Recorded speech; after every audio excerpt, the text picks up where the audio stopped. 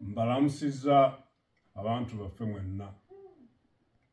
Nze Ssaabasajja Kabaka nga nsinziira wano we twajja okuwummulako n'okujjanjabibwa nga tugendera ku magezi g'abasawo nga bwe gaatuweebwa.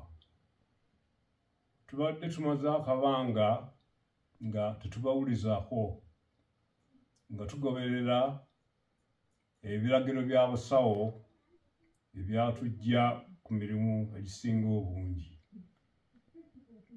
Embeera y'obulamu bwaffe egenda etereera era tusuubira okudda ku butaka mu biseera ebitali bya wala nnyo.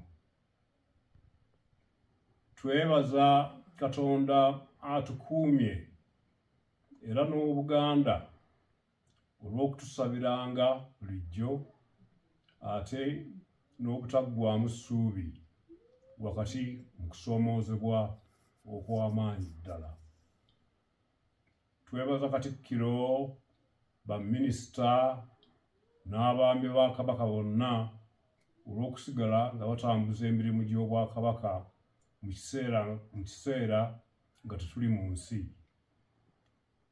Ebigenda mu maaso byonna tubigoberera era twebaza Obuganda olw'obujjumbize mu mirimu gy'Obwakabaka.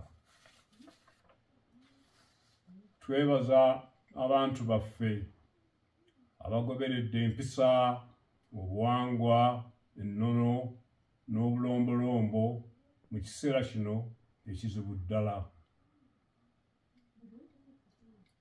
Nga bwe tutera okwogera bulijjo, amaanyi gaffe gali mu kwegatta. Tukubiriza abantu baffe okusigala nga bali bumu. Mukama abakuume.